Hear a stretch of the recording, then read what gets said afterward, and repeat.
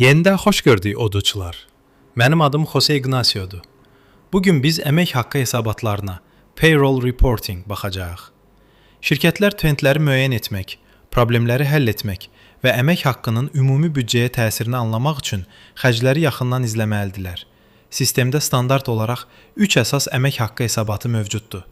Əmək haqqı analizi, payroll analysis, işçi sayı, headcount və nəhayət iş qeydlərinin analizi, work entry analysis hesabatları. Quraşdırılmış əmək haqqı lokallaşdırmasına əsasən əlavə hesabatlar da ola bilər. Məsələn, ABŞ lokallaşdırmasında əlavə W2 hesabatı və ADP ixrac hesabatı var. Belçika lokallaşdırmasında isə bir çox ixtisaslaşmış hesabatlar mövcuddur.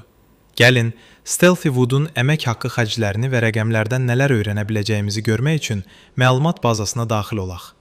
Əmək haqqı panelindəyik. Artıq bura sizə çox tanış olmalıdır. Yuxarıdakı Reporting, hesabatlılıq menyusuna daxil oluruq və Payroll-u seçirik. Əmək haqqı analizi hesabatı son 365 gün üçün aylar üzrə qruplaşdırılmış ümumi xalis maaşı, net wage xətti diaqramda mavi rənglə göstərir. Mən yalnız keçən ilin sentyabrından, yəni bu ofisin açıldığı vaxtdan bəri olan məlumatları görürəm. Mən bu məlumatlara sütunlu diaqram, bar chart şəklində baxmağa üstünlük verirəm. Çünki bu hər şeyi daha aydın göstərir. Hesabatın yuxarıdakı Measures, ölçülər düyməsini basaraq digər məlumatları da seçə bilərik. Məsələn, ödənişli məzuniyyət günləri, Days of Paid Time Off. Baxın, noyabr ayında çox insan məzuniyyət götürüb. Bu nümunədə 62 gün ödənişli məzuniyyət istifadə olunub. Yəqin ki, hamısı Şükran günü səyahətləri ilə bağlıdır. Şöbələr üzrə maaş və məzuniyyətin detallı bölüşdürülməsini görmək üçün pivot cədvəli, pivot table görünüşünə keçirəm. Bunun üçün sağ yuxarıdakı kiçik ikona klikləyirik. İndi mən burada yalnız ümumi maaşı, gross wage görmək istəyirəm. Measures bölməsindən digər bütün seçimləri ləğv edirəm. İndi biz yalnız şöbələr üzrə ümumi maaş xərclərini görürük. Məsələn, dülgərlər, carpenters üçün ümumilikdə 145.000-də $282,50 ödəmişik.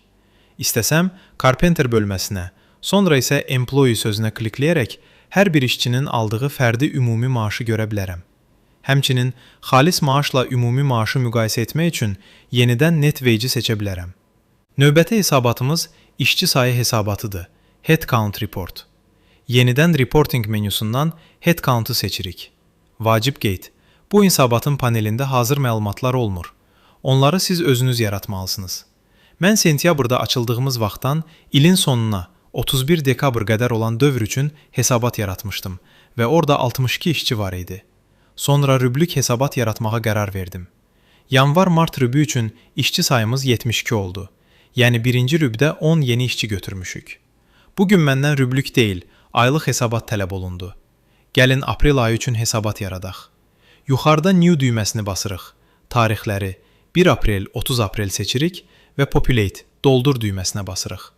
Baxın, indi bizim 74 işçimiz var.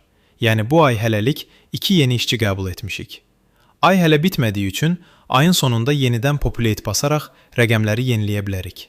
Son olaraq, iş qeydlərinin analizi, Work Entry Analysis hesabatını göstərmək istəyirəm. Yenidən Reporting, ox Reporting, Work Entry Analysis bölməsinə daxil oluruq. Bu hesabat standart olaraq cari ayın təsdiqlənmiş iş qeydlərini göstərir. Burada adi davamiyyət qeydlərini və xəstəlik vaxtlarını görürük. Yalnız aprel ayına baxmaq istəmirəm. Ona görə yuxarıdakı cari ay filtrini silirəm və yerinə K1, birinci rüb filtrini seçirəm. İndi birinci rübün bütün məlumatlarını görürəm. Məsələn, kimin əlavə iş saatları, overtime hours olduğunu görmək üçün həmin sahəyə klikləyib Employee seçirəm. Görünür, yalnız aprel və Mitch əlavə işləyiblər. Eyni şəkildə, kimin xəstəlik məzuniyyəti götürdüyünə də baxa bilərəm.